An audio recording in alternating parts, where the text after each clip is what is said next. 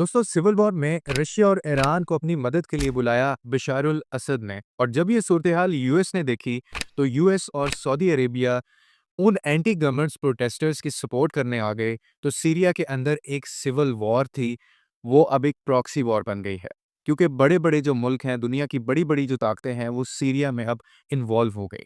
2011 से लेकर 2020 तक ये एक वॉर चलती रही, जिसमें लाखों लोग मारे गए, लाखों लोग बेघर भी हुए। बल्कि इतना ही नहीं, कुछ तो यूरोप की तरफ भी जाना शुरू हो गए और इस तरह से वहाँ पे भी एक रेफ्यूजी क्राइसिस आने लगा। यूएस के विड्रॉल के बाद बशारुल असद जो है वो अपेरेंटली मजबूत तो हुए, लेकिन अचानक से उनका ज़वाल आखिर कैसे आ गया, उनका तख्ता किस तरह से पलट दिया गया, इसकी कुछ रीज़न्स हैं।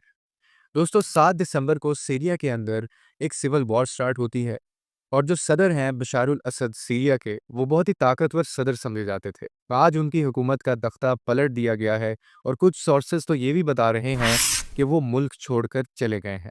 लेकिन मैं आपको इसकी बैकग्राउंड बताता हूँ आज की वीडियो में कि आखिर ये जो सीरिया में जो कुछ भी होता रहा है, ये क्यों होता रहा है और ये कहाँ से स्टार्ट हुआ है। दोस्तों सीरिया मुल्क को 1971 में ऑनवर्ड्स असदुल्ला फैमिली रन कर रही थी।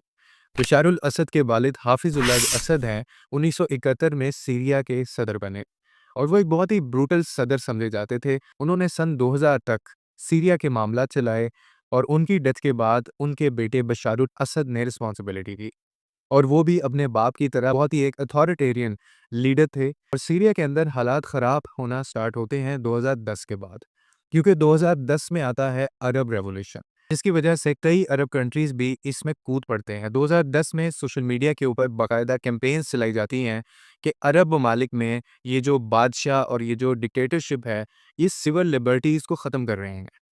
इनके होते हुए हमारे मुल्क मजबूत नहीं हो पा रहे और इसी वजह से हम इनके खिलाफ एक मैसिव कैंपेन चला रहे हैं। और दोस्तों एक बहुत मैसिव कैंपेन चलाया गया सोशल मीडिया के ऊपर।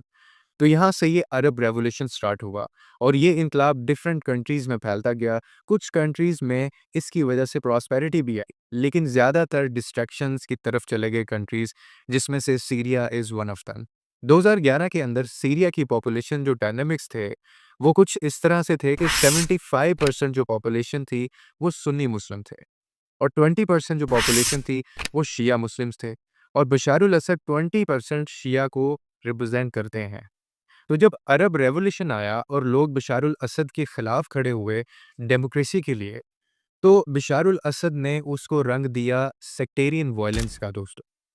और बशारुल असद ने रशिया और ईरान को कहा कि मेरे खिलाफ सुन्नी एंटी जो ग्रुप्स हैं वो खड़े हो गए हैं, जो मेरी गवर्नमेंट को गिराना चाहते हैं। तो आप इसके अंदर मेरी मदद कीजिए, मुझे आपकी मदद की ज़रूरत है। पहले तो उस ग्रुप के ऊपर ज़ोर डाला गया, उसको सप्रेस किया गया और जब उन्होंने रेज़िस्ट किया तो फिर स्टार्ट हुई एक सिविल वॉर सीरिया के अंदर दोस्तों। और उस सिविल वॉर में ईरान और रशिया भी मदद के लिए आए बशारुल असद की। जब ये सूरत-ए-हाल यूएस और सऊदी अरेबिया को मालूम हुई, तो उन एंटी प्रोटेस्टर्स ग्रुप को वो सपोर्ट करने लगे और यूँ सीरिया के अंदर सिविल वॉर एक प्रॉक्सी वॉर बन गई। क्योंकि अब इसके दुनिया में जो बड़े-बड़े जो मुल्क थे, बड़ी-बड़ी जो ताकतें थीं, वो भी इस जंग के अंदर शामिल हो गई थीं। 2016 के एंड पे जब डोनाल्ड ट्रंप पहले इलेक्शन जीते, तो उन्होंने कहा कि हम सीरिया से अपनी फ़ौजें निकाल रहे हैं दोस्तों। इस बयान के बाद जो यूएस की फ़ौजें थीं, वो वहाँ से अपने आप को विथड्रॉ करना शुरू कर दिया।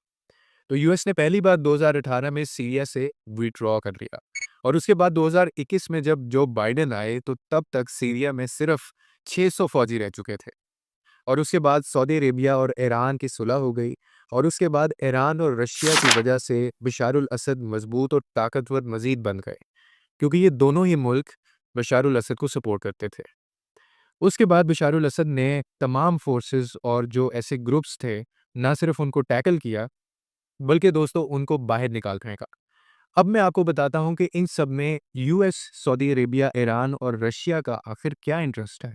आखिर ये क्यों इस लड़ाई में कूद पड़े? वो क्यों लड़ रहे थे? रशिया के सीरिया में बेसिकली 2 इंटरेस्ट हैं। पहला रशिया का जो इंटरेस्ट है वो ये है कि मेडिटेरियन सी दोस्तों। दोस्तों मेडिटेरियन सी में रशिया की एक ही मिलिट्री बेस है और वो सीरिया में है। उस मिलिट्री बेस का नाम है टर्टस बेस। दूसरा इंटरेस्ट जो है रशिया का, जिसकी वजह से वो इस लड़ाई में कूदा, वो ये है कि वो किसी भी तरह से सीरिया के आसपास के जो ममालिक हैं, वो यूरोप की कोई गैस की जो पाइपलाइन है वो गुजारना नहीं चाहते।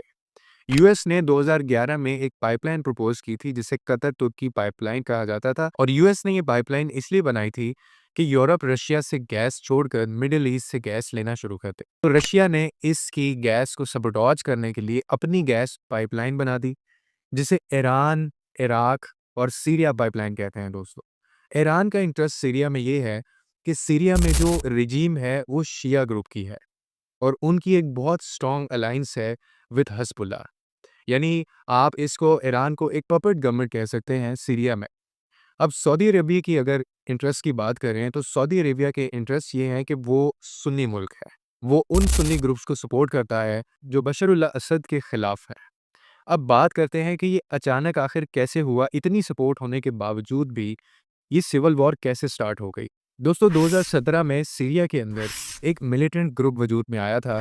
ये ग्रुप एक सुन्नी ग्रुप है और इसको अल-कायदा सपोर्ट करती है और तुर्की पे भी ये इल्ज़ाम है कि वो भी बशर असद की गवर्नमेंट को गिराने में इस ग्रुप को सपोर्ट करता है। 2024 में 7 दिसंबर को इसी ग्रुप ने सीरिया के अंदर अचानक हमला किया और 2 सिटीज़ को कैप्चर कर लिया दोस्तों। ये दोनों सिटीज़ सीरिया के लिए बहुत ही ज़्यादा इम्पोर्टेंट थे और अब ये दमिश्क पे कब्ज़ा करने जा रहे हैं। बल्कि कुछ चैनल्स और कुछ सोर्सेज़ के मुताबिक जो कि ये क्लेम कर चुके हैं कि वो अब दमिश्क तक पहुँच चुके हैं और कब्ज़ा कर चुके हैं। और बशर असद जो है वो मुल्क छोड़कर भाग चुके हैं। इस बात की तस्दीक भी हो गई है दोस्तों।